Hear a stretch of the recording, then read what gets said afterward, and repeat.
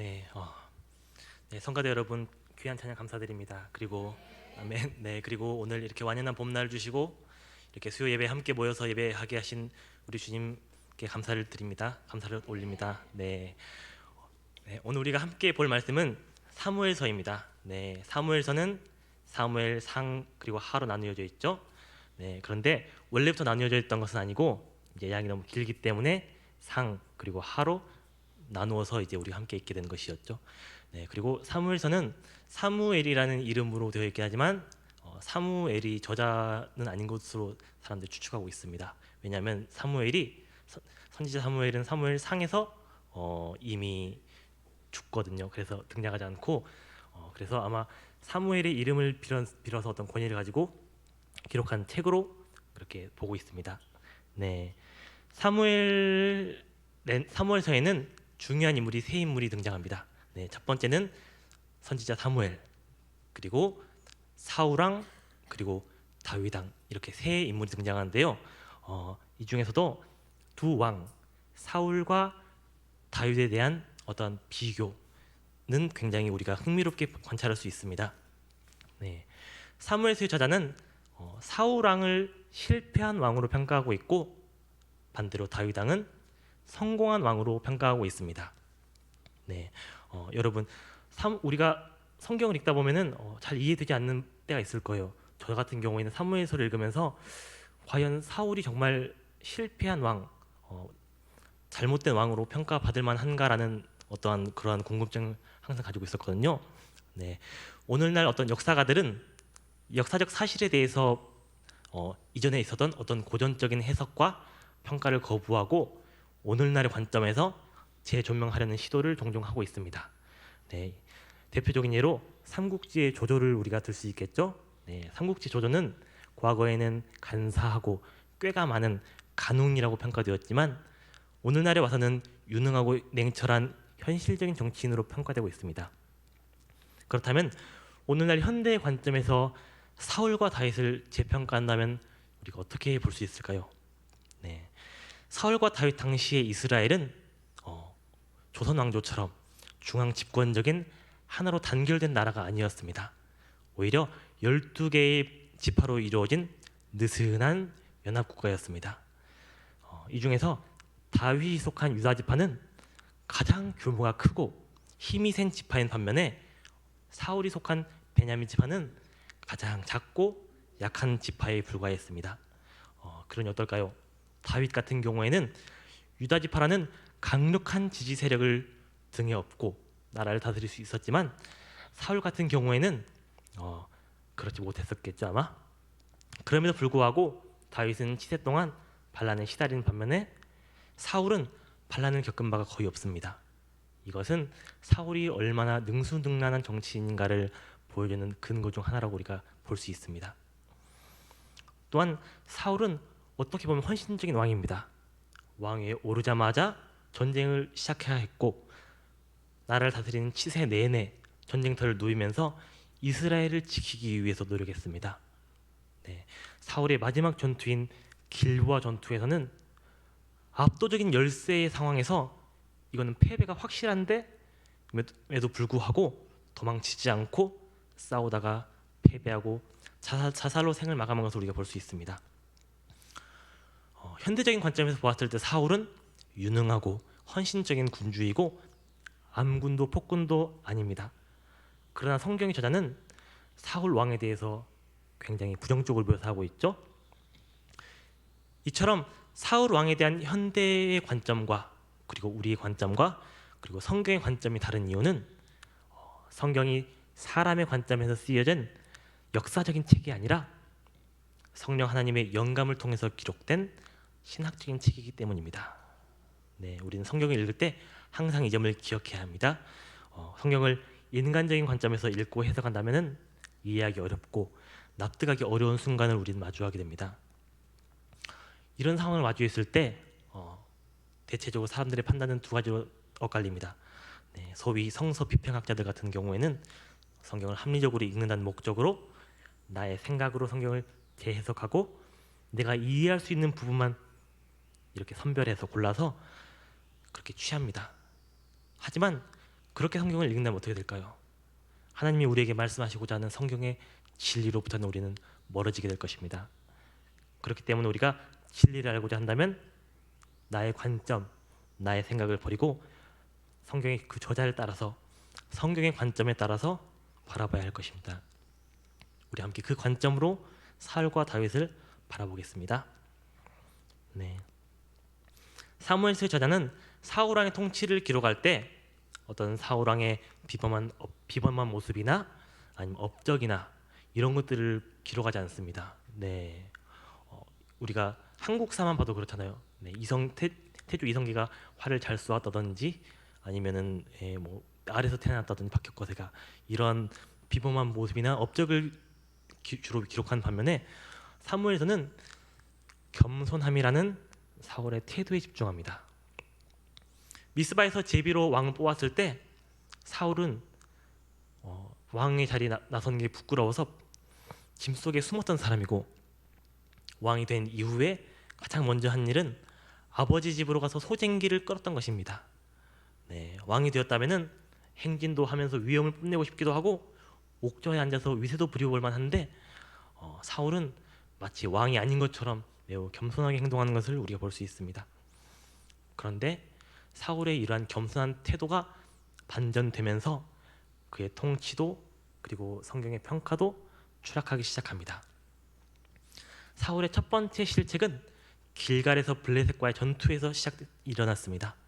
네, 블레셋 군대가 이스라엘을 쳐들어오자 사울은 이에 맞서서 전쟁을 준비합니다.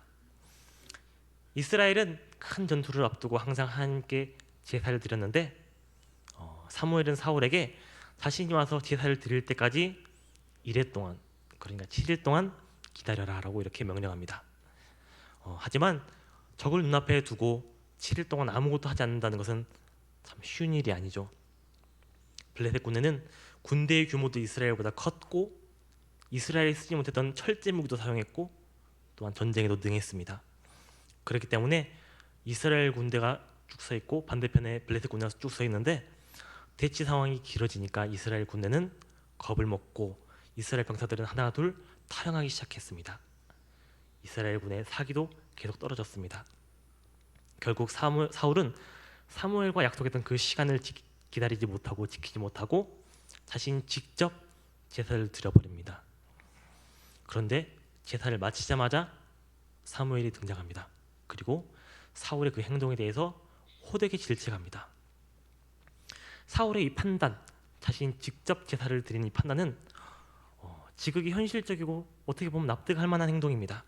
전쟁에서 이기려면 제사를 기다릴 것이 아니라 빨리 전쟁 준비를 마치고 대비하는 것이 옳습니다. 하지만 신앙적 관점에서 봤을 때 사울의 행동은 하나님을 인정하지 않고 이용하려는 행동이었습니다. 이스라엘 전쟁을 앞두고 제사를 지내는 이유는 전쟁의 승패가 나에게 달려있는 것이 아니라 이스라엘 군대에 달려있는 것이 아니라 하나님께 달려있다는 것을 인정하려는 믿음의 표현이었습니다. 그렇다면 하나님께서 승리케 하실 때까지 사울은 믿음으로 기다리는 게 옳은 선택이었겠죠?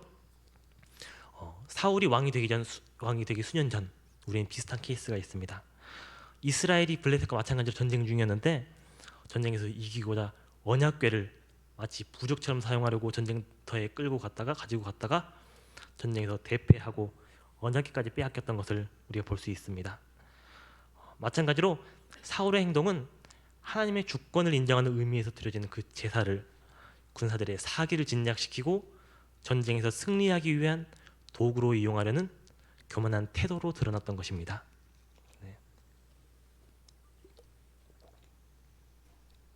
네.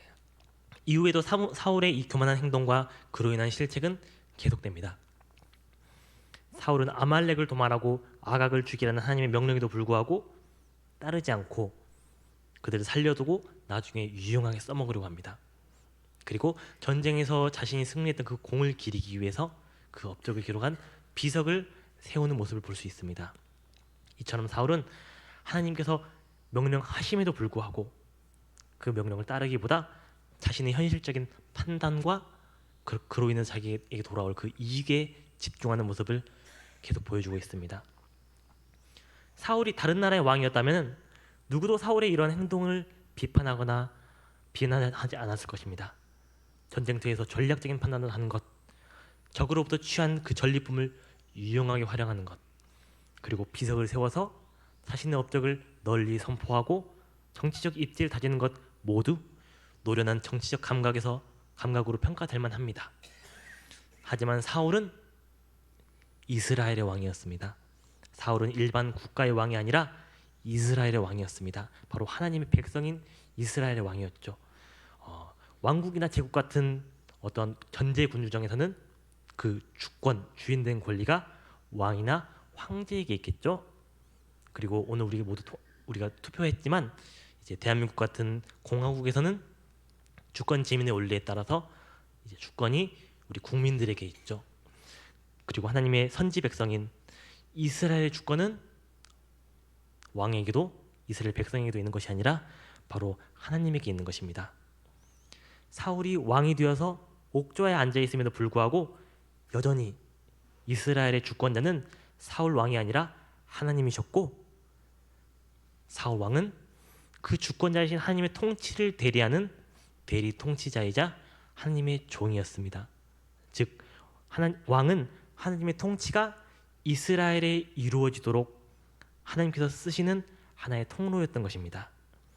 그렇기 때문에 하나님께서 사울에게 원하시는 것은 훌륭한 식견이나 정치적 감각이나 원대한 국가 계획이 아니라 그 모든 것들은 이미 하나님께서 충분히 가지고 계시고 필요하다면 사울에게 부어주시고 채우시고도 남기 때문에 사울이 이스라엘 왕으로서 갖춰야 될 가장 중요한 자질은 하나님의 통치가 이스라엘에 잘 이루어지도록 말씀에 순종하는 태도였습니다.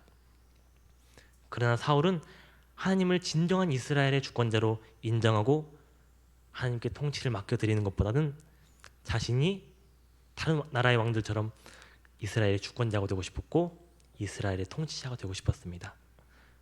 그래서 사울은 하나님을 믿고 하나님을 의지하는 것이 아니라 자신이 가지고 있는 병력, 전쟁터의 상황, 적의 동태와 같은 현실적인 상황과 그리고 요소들을 중요하게 생각하고 의지했던 것입니다. 그렇다면 다윗은 어떨까요? 다윗은 어떤 면모 때문에 성경이 저자는 다윗을 성공한 왕으로, 그리고 다윗 이후의 모든 이스라엘 왕들이 본받아야 될 모범으로 평가했던 것일까요? 다윗의 삶 속에서 수많은 에피소드가 있지만 특별히 저는 가장 인상 깊었던 것이 바로 오늘 우리가 함께 읽었던 본문이었습니다.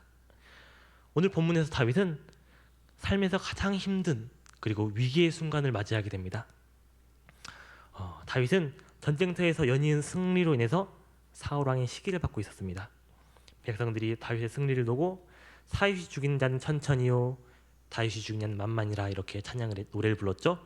그러자 사울은 다윗을 자신의 정적으로 여기고 죽이려고 했습니다. 그래서 다윗은 이스라엘에 살지 못하고 도망쳐서 광야로 도망치고 그리고 외국으로 망명하면서 정처 없이 떠도는 그러한 생활을 하고 있었습니다. 다윗은 이스라엘의 적국인 블레셋의 왕이었던 가드왕 아기스에게 의탁해서 그의 부하로 있었습니다. 아기스는 다윗에게 시글락이라고 불리는 작은 고을을 주어서 다스리게 했습니다. 이때 다윗이 가진 게 있다면은 작은 시글락이라는 고을 하나, 그리고 다윗의 가족들, 그리고 다윗을 믿고 생사고락을 함께하는 그를 따라온 부하들 뿐이었습니다. 그런데 다윗이 잠시 시글락을 떠나는 사이에 아말렉 사람들이 시글락을 기습해서 재물은 물론이고 사람들까지 모두 잡아가고 약탈해서 가버렸습니다. 다윗과 그 부하들이 급히 시글락으로 달려가 보았지만 시글락은 불타 있었고 텅 빈 마을 안에는 사람들이 목 놓아 울고 있었습니다. 울 기적조차 없이 울고 있었습니다. 그렇게 가족을 잃어버린 다윗의 부하들은 다윗에게 실망했고 그러한 상황에 대한 분노가 다윗을 향하게 됩니다. 다윗을 위해 목숨을 걸었던 부하들이 이젠 도리어 다윗을 향해서 돌을 들고 다윗을 쳐 죽이려고 하는 그런 상황입니다. 모든 것을 잃어버리고 모든 사람이 등을 돌려버린 지금 이 본문의 순간은 다윗에게 남은 것은 아무것도 없는 절망적인 상황이었습니다. 특히 이 아말렉 족속은 사막 생활에 굉장히 익숙한 능통한 민족입니다. 아말렉은 오늘날엔 존재하지 않습니다. 하지만 아말렉과 비슷한 베두인족을 보았을 때 베두인족들은 머리 위에 찍힌 발자국만 보고도 그 사람이 언제 여기를 떠났으며 어디로 가고 있는지를 알아차릴 수 있다고 합니다. 그만큼 아말렉도 아마 베두인만큼이나 사막 생활에 정통한 민족이었기 때문에 아말렉 족속들을 추격해서 빼앗긴 재물을 되찾고 가족들을 구출해 오는 것은 마치 사막에 떨어진 바늘을 찾는 것만큼이나 어렵고 힘든 일이 아닐 수 없었습니다. 다윗의 이 상황은 정말 고립무원이었고 절체절명이었습니다. 이처럼 절망적인 상황에서 다윗은 어떻게 이 위기를 극복했을까요? 다윗은 자신이 가지고 있던 병력, 그리고 아말렉의 동태와 상황, 그리고 추적 가능성과 같은 현실적인 요소들을 통해서 아말렉을 찾으려 가지 않았습니다. 물론 그러한 요소들이 중요하지만 다윗은 그것들을 살피기 이전에 가장 먼저 하나님을 찾았습니다. 다윗은 제사장 아비아달을 시켜서 에봇을 가져오겠습니다. 그리고 에봇을 앞에 두고 하나님께 기도합니다. 그렇게 다윗이 다른 것을 선택하지 않고 하나님을 먼저 선택했을 때 하나님께서는 다윗의 그 기도에, 그 부르짖음에 응답하셨습니다. 그리고 지금 그들을 추격하면 반드시 그들을 잡을 것이고 약탈당한 것과 가족들을 모두 되찾아올 것이라고 이렇게 약속하셨습니다. 다윗이 그 말씀에, 그 약속에 의지해서 광야로 달려나갔을 때 정말 우연과 같은 일들이 섭리로 작용해서 다윗은 아말렉을 찾아내게 되고 아말렉을 무찌르고 붙잡혀갔던 가족들을 모두 데려오고 재산을 모두 되찾아올 수 있었습니다. 이때 다윗에게 패해서 도망간 아말렉인들의 숫자가 다윗의 부하들보다 더 많았다고 이렇게 성경은 기록하고 있습니다.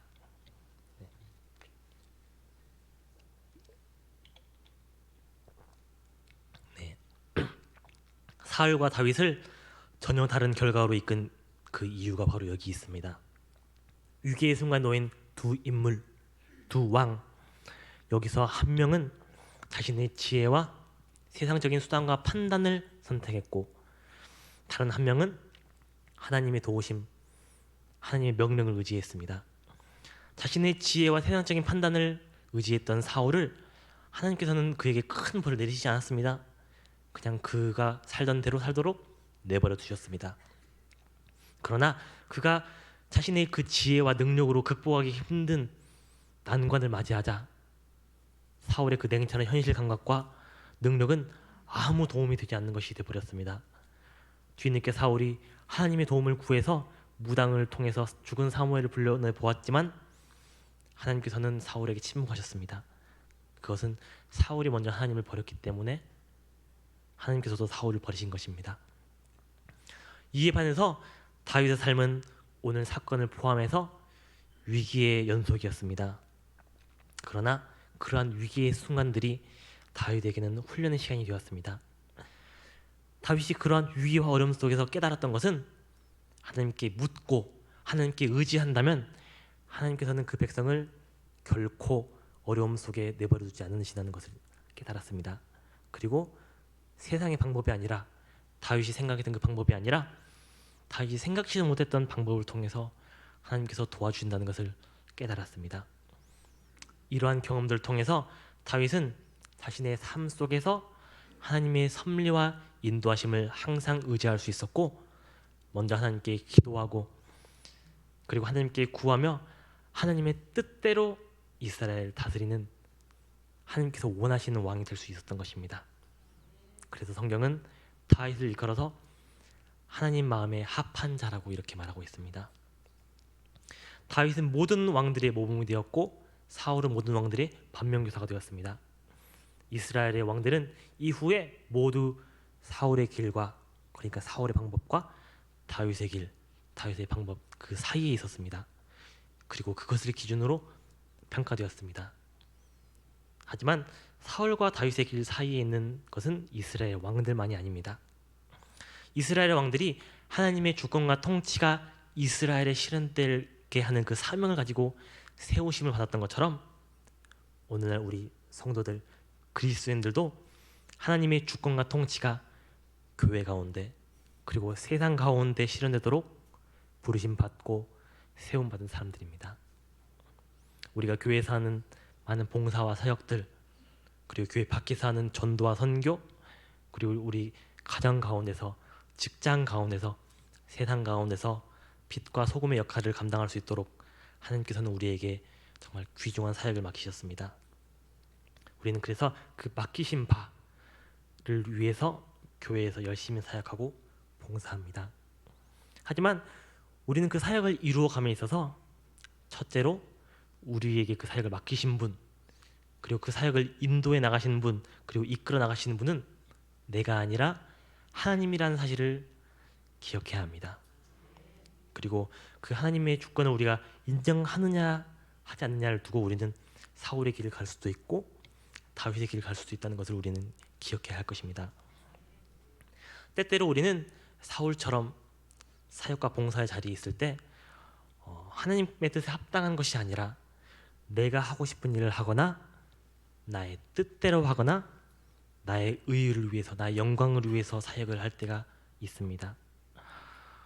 사역이 좋은 계기로 시작되었느냐, 좋은 의도로 시작되었느냐보다, 그리고 그 사역이 성공하였느냐, 성공적으로 좋은 결과를 내었느냐, 물론 이 모든 것들이 중요한 요소들이죠. 하지만 그것보다 더 중요한 것은, 우리가 가장 먼저 생각해야 될 것은 그 사역이 하나님의 뜻에 맞게 하나님께 합당하게 이루어졌느냐일 것입니다. 우리가 사역과 봉사에 있어서 하나님께 합당한 사역을 하기 위해서는, 하나님께 합당한 봉사를 하기 위해서는 가장 먼저 중요한 것은 내 생각과 내 계획을 따르기보다는 다윗처럼 가장 먼저 하나님 앞에 무릎 꿇고 기도하면서 하나님의 뜻을 구해야 할 것입니다. 그리고 두 번째로 세상의 방법과 세상의 기술에 의지하기보다 하나님의 말씀, 그러니까 성경 말씀에 나의 사역이 위배되지 않는가, 과연 합당한 것인가를 먼저 살펴야 할 것입니다.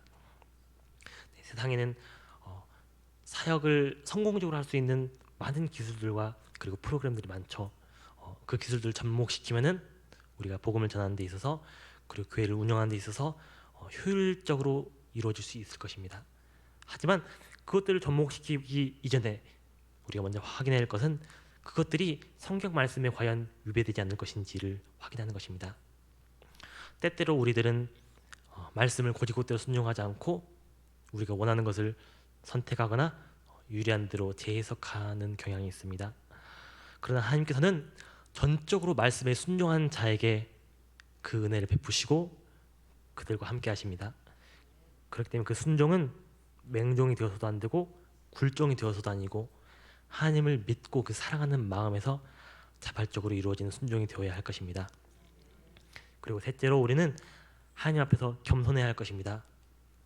사울처럼 하나님이 시키셨고 하나님이 이루신 일인데 마치 자신이 한 것처럼 그 업적을 높이는 것은 하나님의 영광을 도둑질하는 것입니다. 우리의 모든 사역의 목표는 나에게 있는 것이 아니라 하나님께 영광을 돌리는 것에 있다는 것을 우리는 항상 기억해야 합니다.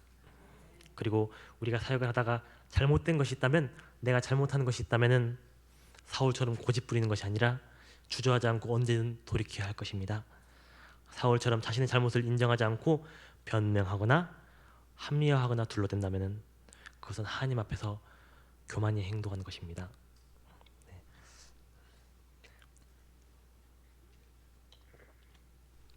네.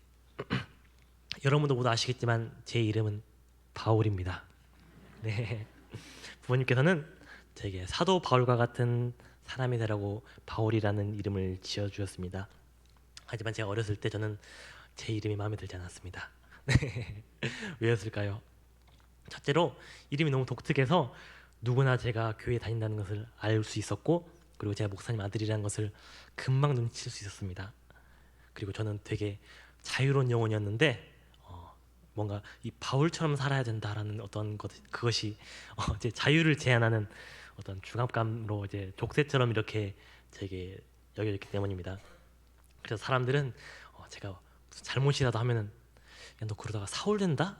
이러면서 저한테 이렇게 이야기했었습니다. 그래서 저는 이제 어렸을 때 내가 자녀를 낳는다면 절대 성경에는 이름으로 짓지 말아야겠다 이런 생각을 했었던 것이 기억납니다. 네. 저희 아버지께서는 시골에서 목회를 시작하셨고 지금도 시골에서 같은 교회에서 20년이 넘도록 목회하고 계십니다. 제 아버지가 작은 교회를 섬기시는 것을 보면서 저는 한편으로는 존경스럽기도 했지만 한편으로는 와, 내가 저렇게 살 수 있을까라는 그런 생각이 들었습니다. 왜냐하면은 작은 교회를 섬기셨기 때문에 항상 물질적으로 어려우셨고 그리고 성도들로부터 받는 상처도 많으셨고 그리고 교회가 성장하지 않았기 때문에 성장하는 걸 더뎠기 때문에 항상 열매를 기대하셨음에도 불구하고 성장하는 걸 더뎠기 때문에 되게 많이 힘들어하셨었습니다. 그렇기 때문에 제가 지켜봤을 때 아버지께서 하시는 그 목회가 즐거워 보이진 않았습니다. 그럼에도 불구하고 아버지께서는 저에게 목회하는 것이 가장 귀중하고 가치인 일이기 때문에 넌 목회자가 되는 것이 어떠느냐라면서 저에게 계속 권유하셨습니다. 하지만 저는 저 나름대로의 인생의 목표가 있었습니다. 네. 저에겐 이제 제가 인생의 방향을 설계함에 있어서 세 가지가 중요했는데 첫째로 그래도 믿는 사람이니까 하나님의 일을 해야 한다는 어떠한 사명감도 있었고 그리고 자유롭게 살고 싶다는 어떠한 자유에 대한 갈망도 있었고 그리고 성공한 삶을 살고 싶다는 그런 욕망도 있었습니다. 그래서 이 세 가지를 적절히 섞으면 생각을 해보니까 공부를 열심히 해서 크리스천 법률가가 되어야겠다 이런 생각을 했습니다. 네, 그래서 사회적으로 법 지식이 없어서 어려운 사람들을 위해서 법률 상담도 해주고 변호도 해주면서 그렇게 그런 사람이 되어야겠다 이렇게 생각했습니다. 왜냐하면 세상에는 제가 봤을 때 이미 목회자가 너무 많다고 생각했거든요. 저렇게 목회자가 많은데 굳이 나까지 될 필요가 있을까라는 그런 생각도 했고 내가 굳이 목회자 되지 않더라도 하나님 말씀을 전하는 사람이 많다. 그리고 세상에서 오히려 목회자보다는 법의 사각지대에서 힘들어하는 사람이 많기 때문에 그들을 돕는 것이 더 가치 있는 일이고 그리고 또 훨씬 더 하나님 나라를 위해서 좋은 일이 아닌가라는 그런 생각을 했기 때문에 이 정도면 하나님께서도 충분히 허락하지 않으실까 이런 생각을 했었습니다. 그래서 법률가를 목표로 열심히 공부했고 그리고 하나님께 목표를 이루게 해달라고 열심히 기도했습니다. 그리고 분명히 하나님께서도 제가 법률가로 성공하는 것을 원하실 것이다 라면서 굳게 믿고 있었습니다. 그런데 공부가 생각보다 제 생각처럼 잘 되지 않았습니다. 나이는 이제 곧 30을 앞두고 있는데 취업 준비를 한 것도 없고 딱히 제가 잘하는 것도 없고 다른 공부를 한 것도 없고 그저 육법전서만 놓고 이렇게 평생을 살았는데 어떻게 하지? 라는 불안함과 초조함이 찾아왔습니다. 그래서 하나님께 무릎 꿇고 하나님 제발 도와주세요 네? 하면서 기도도 하고 원망도 하고 또 부르짖기도 했습니다. 하지만 하나님께서는 부모님을 통해서 그리고 주변 사람들을 통해서 계속 저를 사역의 길로 부르시고 이끄시고 계셨습니다. 사실 일찍 알고 있었습니다. 그것을. 하지만 네. 그럼에도 불구하고 못 들은 척 애써 외면하고 버티고 있었습니다. 네, 지금도 선명히 기억납니다. 2019년이었던 것 같습니다. 바람이 정말 코끝을 시리게 스치는 밤이었는데 마음이 너무 답답했습니다. 그래서 촛불에서 무릎 꿇고 기도하지 못하고 학교 교정을 뱅뱅 돌았습니다. 어두움이 깔린 교정을 뱅뱅 돌면서 마음속으로 계속 기도했습니다. 하나님, 저는 사역자가 되기가 싫습니다. 저는 아버지처럼 살고 싶지 않아요. 저는 자유롭게 살고 싶고 당당하게 살고 싶고 사람들에게 인정받는 삶을 살고 싶어요.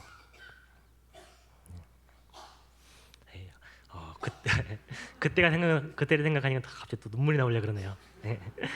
저는 사역자가 될 자신이 없어요. 저는 성격도 소심하고 겁도 많고 낯도 많이 가리고 사람들 앞에서 말도 잘 못해요. 발음도 안 좋아요. 말주변도 없어요. 네.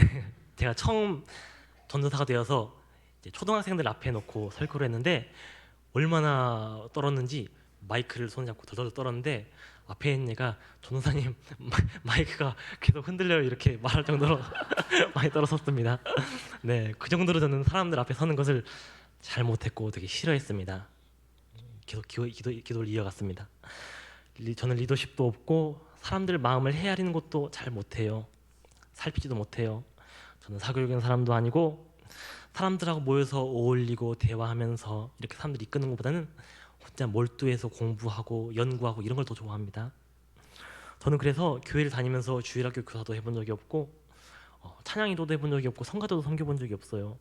하나님, 저는 목회자가 될 사역자가 되기에 적합한 사람이 아닙니다. 적성에 맞지 않는 것 같습니다. 세상에 사역자가 되기에 좋은 사람이 얼마나 많습니까? 네? 그 사람들한테 시키세요. 저한테 사역을 잘할 수 있는 재능을 주신 것도 아니면서 저한테 왜 자꾸 사역을 하라고 하십니까? 그래서 저는 제가 사역을 못할 이유를 하나 둘 꼽으면서 버텼습니다.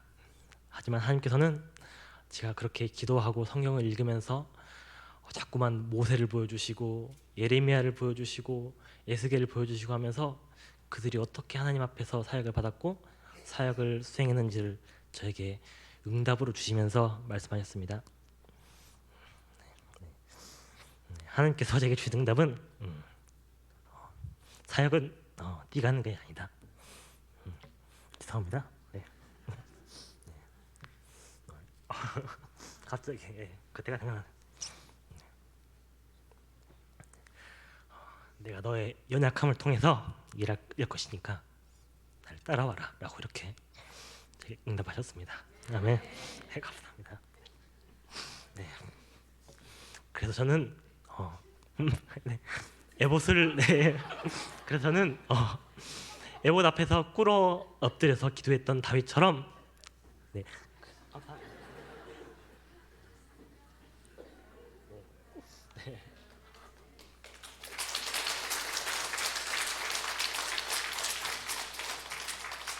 그래서 저는 에봇 앞에서 꿇어 엎드려 기도했던 오늘 본문의 다윗처럼 모든 욕심, 모든 생각 다 내려놓고 사역자의 길을 가기로 마음먹었습니다.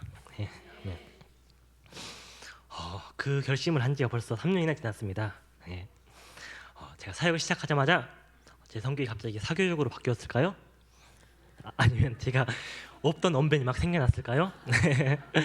아니요. 저는 지금도 여전히 소심하고 겁도 많고 말주변도 없는 재능도 없고 적성에도 맞지 않는 전도사입니다. 하지만 이렇게 부족함에도 불구하고 놀랍게도 포기하지 않고 지금까지 전도사로서 사역을 계속 이어가고 있습니다. 인간 최바울은 너무나도 부족하고 나약해서 쉽게 좌절하고 좌충우돌하지만 덕분에 저는 그 부족함 때문에 그 저의 부족함을 채우시는 하나님의 섭리를 사역을 통해서 계속 경험하고 있습니다. 그리고 제 부족함 때문에 제 나약함 때문에 하나님 앞에 더 무릎 꿇고 더 기도하는 전도사가 될 수 있었습니다. 네.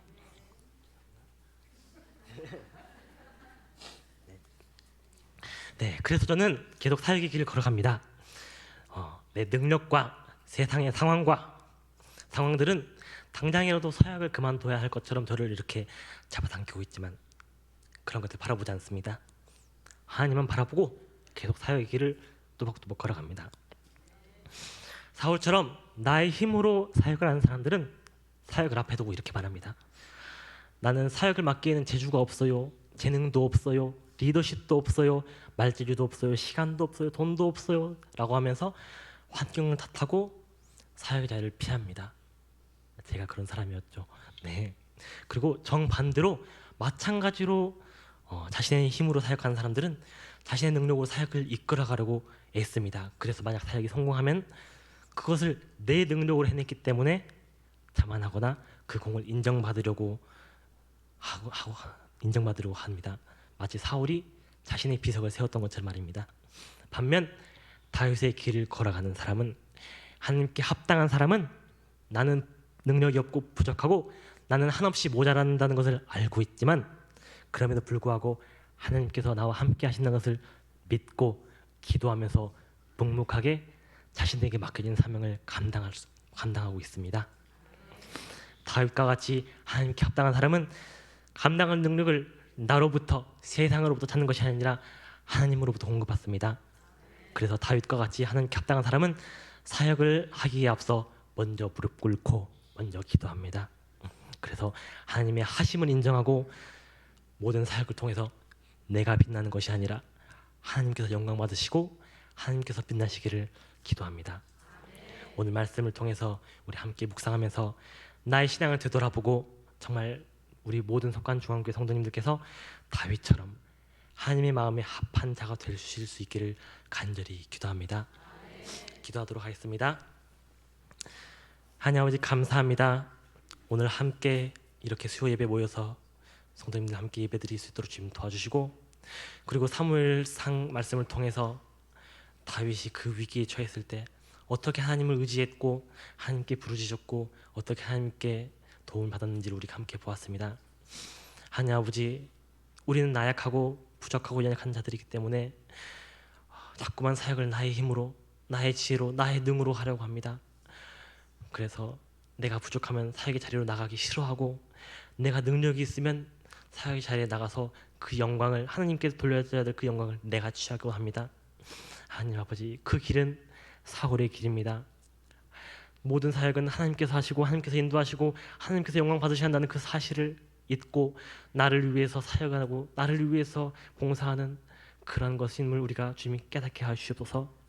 그래서 다윗처럼 모든 것을 하나님께 맡기고 가장 먼저 하나님께 기도하고 겸손하게 하나님께 의지하는, 그렇게 하나님께서 주시는 그러한 능력과 은혜로서 한 걸음 한 걸음 나는 부족할지라도 포기하지 않고 걸어갈 수 있는 우리가 될 수 있도록 주님, 우리 부족한 자들의 손을 붙잡아 주시옵소서. 이 모든 기도 우리 예수 그리스도의 이름으로 기도드렸습니다. 아멘.